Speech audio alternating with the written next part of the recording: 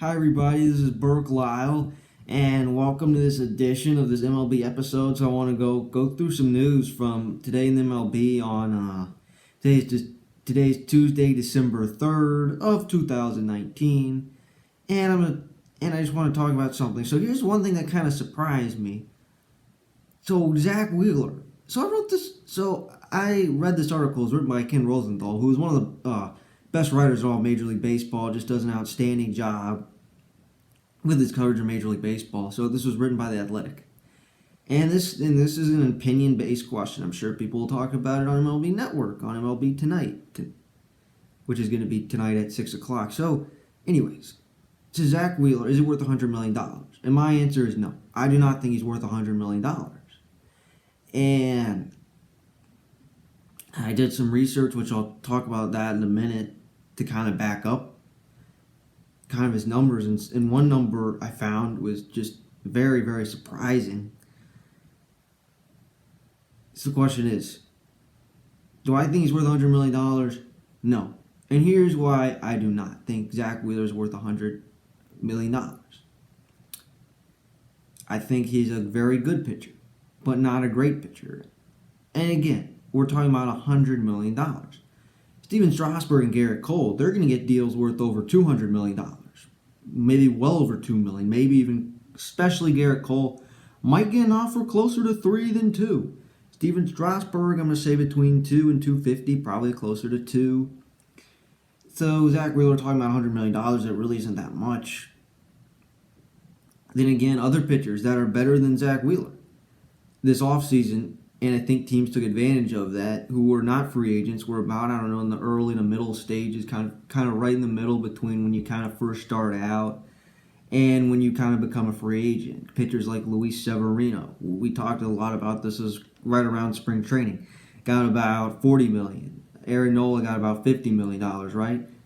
So Zack Wheeler is going to make way more money than any of these. None of those pitchers reached free agency. Blake Snell, by the way, I think might have gotten a 5-year, $50 million contract, something like that. Either way, there were pitchers that performed very well and have been Cy Young Award contenders, finalists for that matter, and if it was other years, might have won the Cy Young Award. Got basically team-friendly contracts, and Zack Wheeler, I read the article written by Ken Rosenthal, reports that a team is offering him $100 million. That team is unknown. I don't know who it is. It did not say. I do not know. It's probably a mystery team. But the reason why, if you look at his track record, how good is his durability track record? The last 2 years, remarkable. Very good. But you want to go before that. Zack Wheeler pitched a full season in 2014. Had Tommy John in 2015. And then went on to miss all of 15, all of 16, was pitched about half of 2017. So 2018 was his first full season in 4 years. So if you want to talk about durability, I mean, you can say the same thing as we're about to get to. How good is Steven Strasburg's durability record compared to Zack Wheeler? Has had Tommy John surgery way back in 2010 and went on the DL for 4 straight seasons in a row up until this year. So clearly, there are durability concerns of Steven Strasburg. But back to Wheeler. So yes, you have that issue of durability. I mean, anytime a pitcher gets hurt, you can now start to question Luis Severino's durability. Didn't even pitch all year, right? Or there's a lot of pitchers' durability you can question over time and time. Like Max Scherzer, a decade of hardly ever going on the DL at all. When you know he's hurt, right? Or you can just say those type of things. So yes, players have gotten hurt, but is over the last 2 years. But if you can go 2 straight years, I can believe that. Now, if he would have gotten hurt, say spent a little time on the DL one or both of the last couple of years, I'd say yes, this is a concern. But maybe he's put it behind him. But just the words of Tommy John surgery and needing Tommy John surgery, that's a huge durability concern right there, since that will cost a pitcher usually, depending on what time of year it happens, almost always, A, one full season, and B, parts of 2 seasons, if not in some cases, so it really impacts 2 full years of your career. So that is the concern there with Zack Wheeler.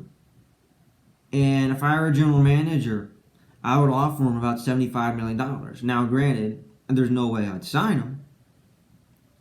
Since the other team, talking about $100 million, Wheeler would easily take $100 million. So the question is, do you want Zack Wheeler? And if you do, you're going to have to offer him $100 million. You may not have a choice. So the question is that going to be like what he gets? Like $100 million, 5 years, $100 million. Or do you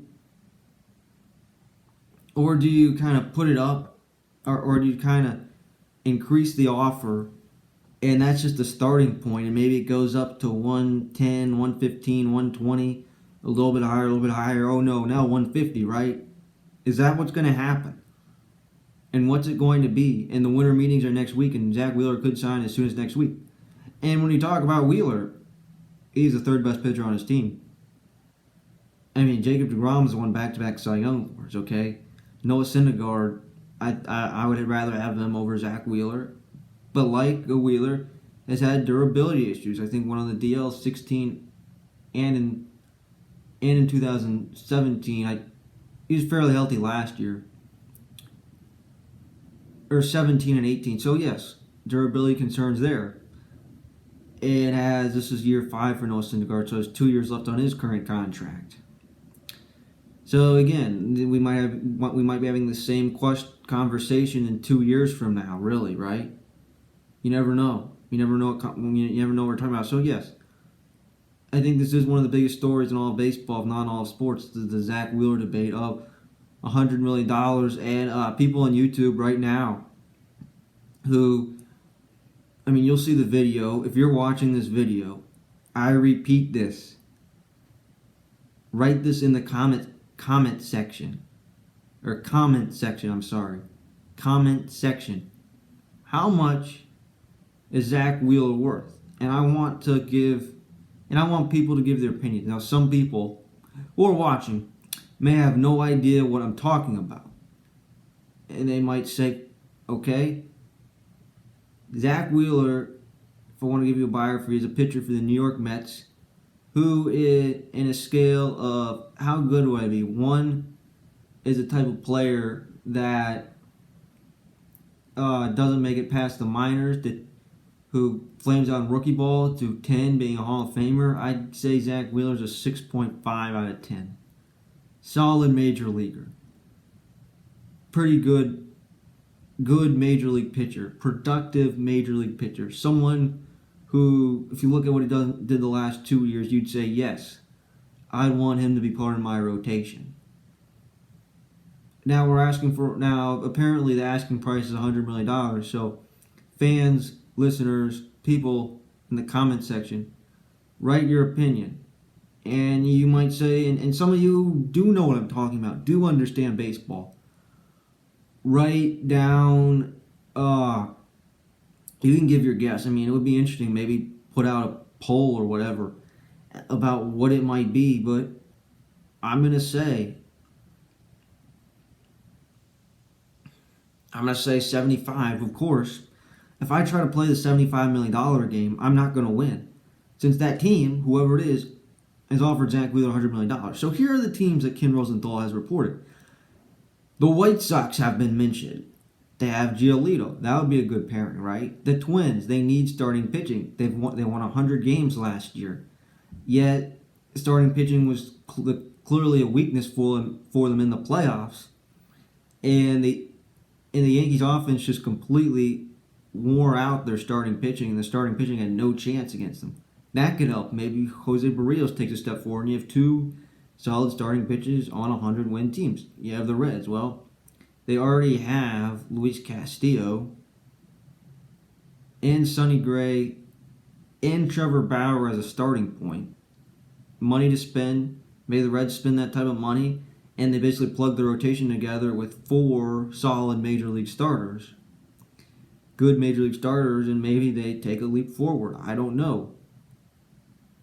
The Texas Rangers are interested as well, who have pretty good 1-2 punch in Mike Minor and Lance Lynn. The way they can perform last year, the best years of their career. You add in Zack Wheeler, and you say what he's done the last 2 years. I would take that for sure, yes. So now the question is, does he sign with any of the teams that gave him the offer, right? And the Blue Jays as well. So those are 1, 2, 4 teams that are the most interested in him. And those are just reports right now. So the question is, do they do that? I don't think it would be wise to give him $100 million. And again, when Scherzer got $200 million, you could say the same thing. And some, you say, yes, are they worth it? Is Scherzer worth $200 million? Yes, if not more than that. The Nationals completely nailed their free agent signing on Max Scherzer. And regardless what happens the next 2 years, if Scherzer is somehow terrible the next 2 years, which he won't be, I think we'll still be a Cy Young Award contender. Regardless, story's over. They nailed the signing, right? They nailed it. So now Wheeler, I don't agree with that statement. So here's a surprising stat. So let's get into the numbers now. The last 2 seasons, Wheeler has started 60 games, 30 a year. That's good. 377 innings. That's good. About 190 a year, just below that. Record doesn't really matter, but I'll say it anyways. 23-15. His ERA in 2018, it was 3.31. 3.31 last year is close to 4. I think it was 3.95, and then 105 walks, 74 strikeout, 374 strikeouts. So again, his strikeout rate's about a strikeout per inning, right? Which in today's day and age really isn't that remarkable considering what it is, the rate of it is of many other elite pitchers, especially Cy Young contenders. His ERA plus, so 100's average, this is 102. So last year, had to pitch very well in September to keep his ERA below 4. And here's a great stat. So we went 7 innings 15 times last year at the start. So I thought, okay, that's kind of interesting. So I was looking through his game log. Wow, 7 innings a lot. That's pretty good. And then since then, this is a shocking stat that I can't believe. Since 2018, Zack Wheeler is third in the MLB with starts of 7 or more innings with 29. So it's trailing only Max Scherzer at 31, and granted, was hurt for a significant portion of last July and August, and never really got too deep into games really down the stretch. And Jacob deGrom, 40, who has won back-to-back Cy Young Awards, right? So has more total starts of 7 innings than Justin Verlander, best pitcher on the planet the last 2 years, and Gerrit Cole, who's about to get huge amounts of money, right? So again, and Trevor Bauer, of course, who I think of being today's type of pitcher that pitches deep into games as anybody. You look at his pitch count and you think, if he could just cut down the walks, he seems like the type of pitcher that has the most energy and has the most, who could just go the longest, has no limits, right? And has more, and a pitcher like Zack Wheeler has more of those starts than Justin Verlander. Kind of a last of his kind, old school workhorse, 200 inning, year in, year out type guy. And then Gerrit Cole as well. So that was a surprising stat. So this is one of the most surprising stats I've ever seen. And I wanted to share that with everybody. So again, I repeat at the end, Zack Wheeler, third in Major League Baseball since 2018 with 29 starts of 7 or more innings, which 7 or more innings now is very good. And considering today's day and age, where bullpens are heavily emphasized, right? So you think about Zack Wheeler in Milwaukee. He'd be their ace, no question, right? Then you put him in the Nationals rotation. He's a 4 starter. right? I think Patrick Corbin's better than Zack Wheeler, right? And Strasburg and Scherzer, that's no debate, right? Or you put them on the A's, right? Is their ace.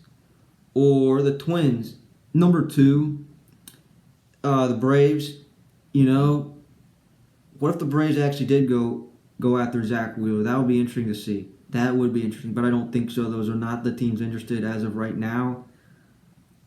Then you look at the Cardinals. Let's see. Flaherty, yeah, 2 or 3. Just kind of going through playoff teams and kind of see where he'd rank. Yankees, I wouldn't be surprised if the Yankees went after them, and I feel like that would be a big mistake. But again, on last year's playoff team would probably be a very good 2 starter or their 3rd starter when they're at full strength. Okay, the Astros, he'd be a 4. So I'm not criticizing Will. I'm just saying if you compare, say, the teams in the MLB playoffs. Oh, last year on the Rays, he'd be their ace, right? So just going through all the playoff teams, and the Dodgers. Think about what the Dodgers were last year. He'd be their fourth best pitcher on the Dodgers. So when you look at teams, so I'm just using an example right now. Zack Wheeler, I think he is a very good 3 starter. I think New York he was a good 3 starter, obviously behind Syndergaard and DeGrom for all these years, right? On teams of great elite pitching, he is a 4 starter. There's no other way to put it, right? He is an elite, great. He'd be one of the best 4 starters in the game if you put him on those teams of great starting pitching. And those playoff teams had very poor starting pitching. They were basically very bullpen reliant or dependent. He would be the ace, right? He'd be that team that team desperately needs. Oh, I'm sorry, Charlie Morton. Okay, he'd be the 2nd starter on the Rays. So you see the point. It varies. And sure, bad teams might, like in Toronto, for example, he'd be their ace there, right? Especially after they traded Marcus Stroman.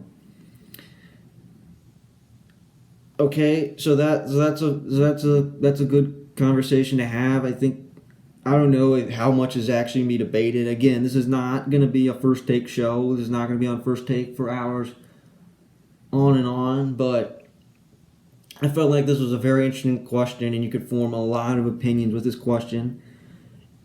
And it's just a very interesting topic to discuss. So in closing, I think Zack Wheeler is worth around $75 million. Is he going to get over $100 million? From what the article shows in the interest in teams, I think he will get $100 million, at least, and possibly more.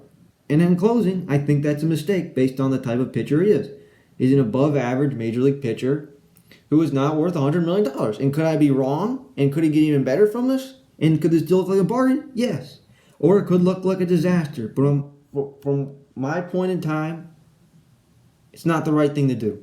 Okay, so yesterday, this was news around Major League Baseball. Ken Rosenthal reports, once again, that the Yankees are planning to meet with Steven Strasburg and Gerrit Cole. And Jesse Doherty of the Washington Post, I read that article as well, is more focused on Strasburg than Cole. So what these articles are explaining is Steven Strasburg and Gerrit Cole are going to meet with the Yankees. And the Yankees need starting pitching. We saw in the playoffs, they went completely bullpen reliant.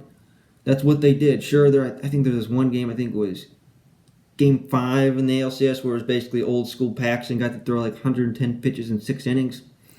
But that was more of an exception, not something you'd expect. So they need a starting pitching. Since we talked about in the second half, they don't have starting pitching. So right now, their starting rotation would be at, if everybody is healthy Severino, I guess James Paxton, Masahiro Tanaka. Yeah, I think you have some question marks. Is it maybe J.A. Happ? So again, maybe by getting somebody like a Strasburg or like a Cole, they now have that ace, sort of like what they got with CC Sabathia in 2009. And then what they hope it happens is it carries over from what CC did in Milwaukee. And CC, I'm sorry, got like a slightly tired here. I think at the time it was an 8-year contract, and then just kept signing 1 or 2 year deals after that. So CC ended up pitching 11 years on the Yankees. And in those 11 years, was a Cy Young finalist the first 3 or 4, and then kind of regressed, had some good years, okay, and not so good. Was clearly not the same after, say, 2012, 2013. He started to go downhill. So when you look at that, if you're paying Gerrit Cole or Strasburg those types of monies, are you okay with it being like CC? I think so, yes. Now what they want is, could it be the Scherzer effect where we know he's great for 5 and off, and no matter what, the contract's going to be worth it? Could have probably, if you had to do it again, it's probably worth more than that. No, I don't think that's going to be the case. But Strasburg and Cole are both right around 30. Strasburg's 31. Cole is 29. So if you give them 7-8 years, this is going to take them into their late 30s. And you know the possibility of decline. So either way, Gerrit Cole's not going to pitch like this for 7 years. Can he be a very good starter if he pitched like he did in Pittsburgh for some of those years? Is he worth the money? Maybe. I don't know. The point is they're meeting with them since the Yankees are clearly interested in Gerrit Cole. And the Yankees could have had Gerrit Cole. I'm sure all of you have heard by now that Gerrit Cole was drafted by the Yankees in 2008 and did not sign and went on to UCLA, and was the number 1 overall pick back in 2011 by the Pirates.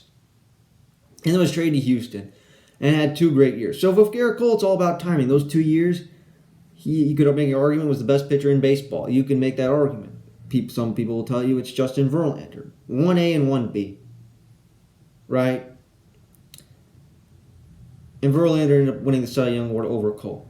But that doesn't matter, since if you put either one of them in the National League, the other one wins it unanimously in the National League. So the point is, the contract's all about timing. Same thing with Steven Strasburg, who, again, durability, yes, huge concern. What if Strasburg got this much money if it was pitched like he did like let's say, I think his postseason resume helped Strasburg a lot. Since you think about how dominant he was in the postseason, right? How great he was.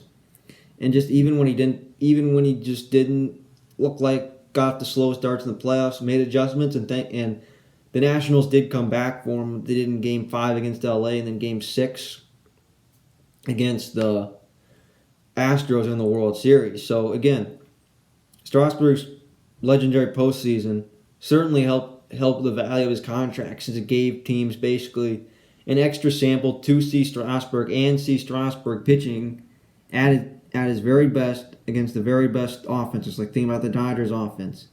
Think about the Cardinals offense, and especially the Astros offense, who very well could have been knowing what was coming the entire time, right? So that was an extra sample for teams. And just his regular season was by far the best of his career. Had around 250 strikeouts. His innings total was over 200. So this year, just basically past criticisms may be gone now.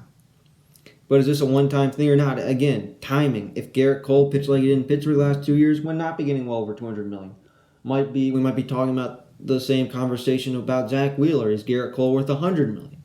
Timing, and we got a 2-year sample of that. Strasburg happened to have an opt-out of his contract. Couldn't have timed it any better. Timing. That's what happens in this process. It's all about timing. And that's why the Yankees are very interested in both of these teams, since they saw what happened in the playoffs with Steven Strasburg. So what that means is the Yankees hope to have the starter that can win them a World Series, something they have not done since the 2009 season. And both of them are from California, and reading from the article by Rosenthal is the winter meetings are in San Diego, so Gerrit Cole, I think, is from the Los Angeles area, and Steven Strasburg is from San Diego. So what both of this means is they're going to meet with them next week, and are they going to sign both of them? No, there's no way you sign both of them. Not even the Yankees can afford that, but they'll get one of them. And I've been speaking from a neutral perspective for a long time throughout this episode. All of you know this by now. You saw in the playoffs, it was obvious. I'm a Nationals fan. as a Nationals fan, I want Steven Strasburg to come back. So I hope the Yankees sign Gerrit Cole instead. To be honest, I kind of want Cole back on the Astros. That would be cool to kind of keep it going with him and Verlander. But that's probably not going to happen. I've heard reports of Gerrit Cole going to the Angels. That seems like a likely destination. The Padres, I may have heard at one time they weren't interested in Steven Strasburg. Maybe that changes now. In both kind of teams where where it's clear they have talent, but they have not performed well, like they have not been a perennial playoff team. That is both the Angels and the Padres. So do they make those type of moves, or do the Yankees do that type of move that basically puts them potentially as World Series favorites? If they take Gerrit Cole away from the Astros, they would become World Series favorites if they manage to sign Gerrit Cole or Steven Strasburg for that matter. You're taking away a pitcher from a team that beat you, and B, the World Series champion. So basically the top two finishers, Nationals and Astros. And yes, in my opinion, the Yankees would then be World Series favorites if they were to get Gerrit Cole or Steven Strasburg, which I think they get one of them. I'm saying more likely Cole. I really think Strasburg is going back to the Nationals. That's what seems like the most likely scenario in what I've heard. And another part of the story is Mike Rizzo has not met with Steven Strasburg or Anthony Rendon, but then later quoted to say that has known each of them for around close to 10 years. Strasburg, in that case, at or more than 10 years. So they know each other better than any other executive. So they'll talk to both of them. And again, Strasburg and Rendon, you might have to pay a combined $400 million in total contracts in your free agency money to keep them. Which last year, if you had Bryce Harper, there would be no way. And again, we talked about timing, the emphasis on the word timing. That was Anthony Rendon's contract year. Put together 2 really good years before this. And then his contract year couldn't have timed any better. Again, timing. Rendon timed his contract year. Had the best year of his career as MVP finals in his contract year. So you might have to shell out over $400 million to keep them. But the good news is, if you want to think about paying Robles and Soto, the good news is you have 5 years to do that, so you don't have to worry about that, at least as of right now. So you don't worry about that. And the Scherzer contract, you're going to be free from that in a couple of years. So again, it's going to take a lot of money to keep both of them. And in your payroll, if you think about their salaries now, I think Rendon made somewhere, I forgot the exact number, maybe somewhere around $20 million.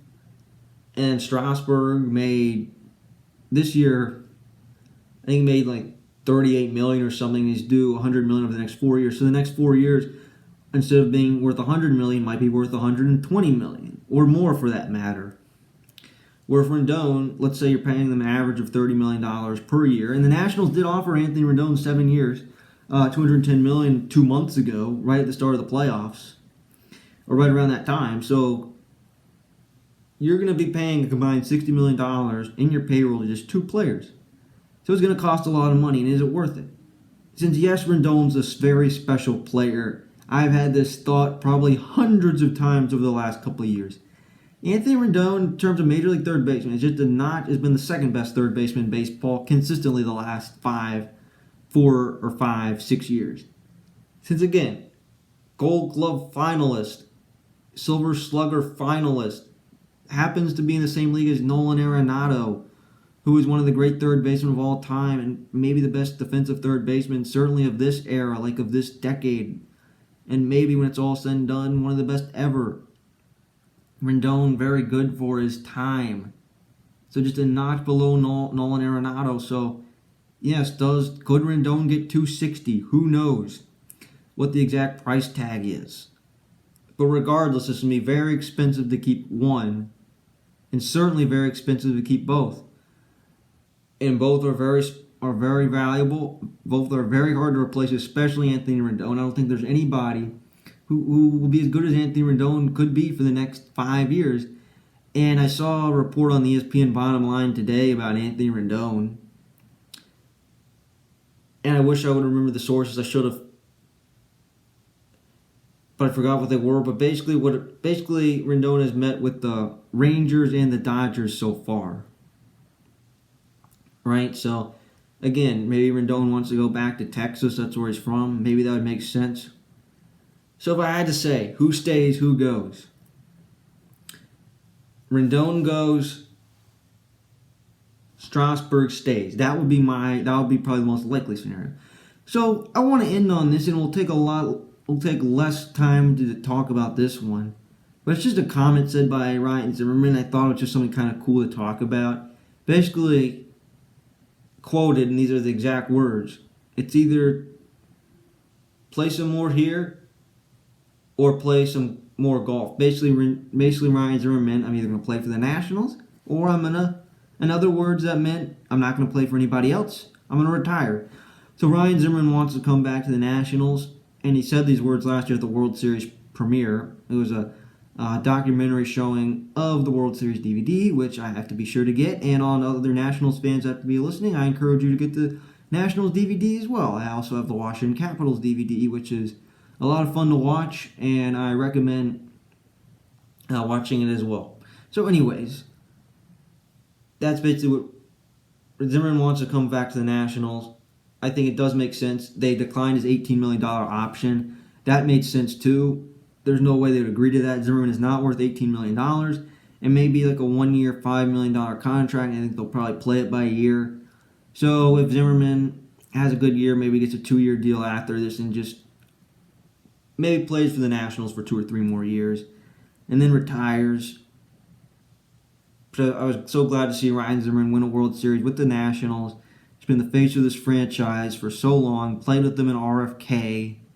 Which, how many major leaguers are still active since RFK has been around? Not many. Not many at all. And played there, played on 100-win lost Nationals teams. Was part of all 4 playoff teams. Battled a lot of injuries. So to see Zimmerman, including 2019. 2019 regular season, not by any stretch one of his. In fact, had a very down year. But at the end of the day, got to win the World Series of the Nationals.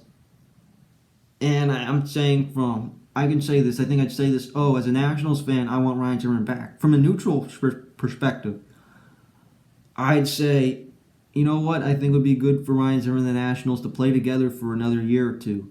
That's where Zimmerman belongs, and Zimmerman says that. It looks like Zimmerman will play next year with the Nationals. I think there's a very, very good chance of that. In fact, I think that's almost certain. For less money, he's going to be a bench player at this stage of his career. And that's okay, or at least, at the very least, a platoon option.